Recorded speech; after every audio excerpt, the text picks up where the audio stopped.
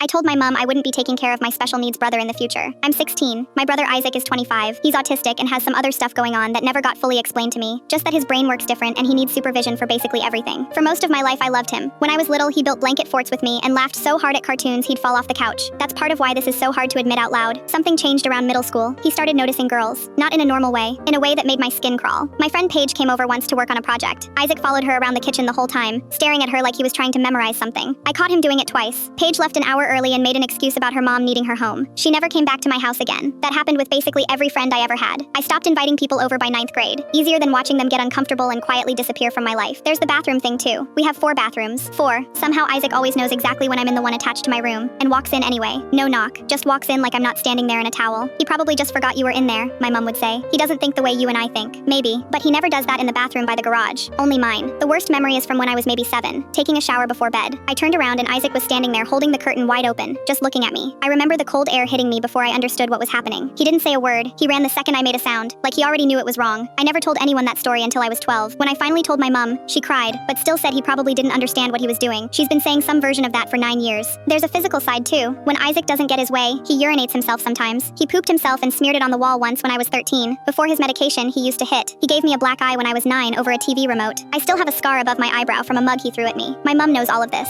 She was there for most of it. A few weeks ago, she sat me down at the kitchen table and told me that when she and my dad get too old to manage Isaac, I'm the one taking over. Not maybe. Not we'll figure it out together. Me. Like it had already been decided without me in the room. You're his sister, she said. Family doesn't abandon family. I can't do that, I said. I can't clean up after a grown man who does what he does to me. I don't feel safe having friends in my own house. He would never hurt you, she said. He loves you. He held a shower curtain open on me when I was 7, Mom. She went quiet, but 2 days later she brought it up again, like the conversation had never happened. That's when I finally said it straight, flat, no shake in my voice. I told my mom I wouldn't be taking care of my special needs brother in the future. Not when I have my own kids someday. Not ever. She got up from the table and walked out of the kitchen without another word. I thought that was the end of it. I was wrong. 2 weekends ago, my mom asked me to watch our 8-year-old cousin Nora while she ran to the pharmacy. Isaac was home too. I said that wasn't a good idea. She rolled her eyes and said I was being dramatic, that Isaac had never touched a child in his life, that I needed to stop treating my own brother like a monster. She left anyway. I heard the front door click shut at 4:40 in the afternoon. I remember checking the clock because I already had a bad feeling. 15 minutes later, Nora came running into the living room, shirt pulled sideways, saying Isaac walked into the guest room while she was changing out of her swimsuit and just stood there watching her. She was shaking. I grabbed her, brought her into my room, and locked the door. When my mom got home, I didn't let her put her keys down. I told her what happened and watched her face go white. She ran upstairs and found Isaac sitting calmly on his bed like nothing had happened. She asked him if it was true. He shrugged and said, she left the door open. My mom stood in that doorway a long time without moving. Then she found me and Nora still locked in my room, and looked at me like she was seeing me for the first time in 9 years. She didn't apologize. She didn't say I'd been right all along. She just picked up her phone right there in the hallway and called Isaac's case coordinator, voice shaking, asking about openings for residential placement. I heard one thing before I closed my door. How long has this actually been happening? I didn't answer her.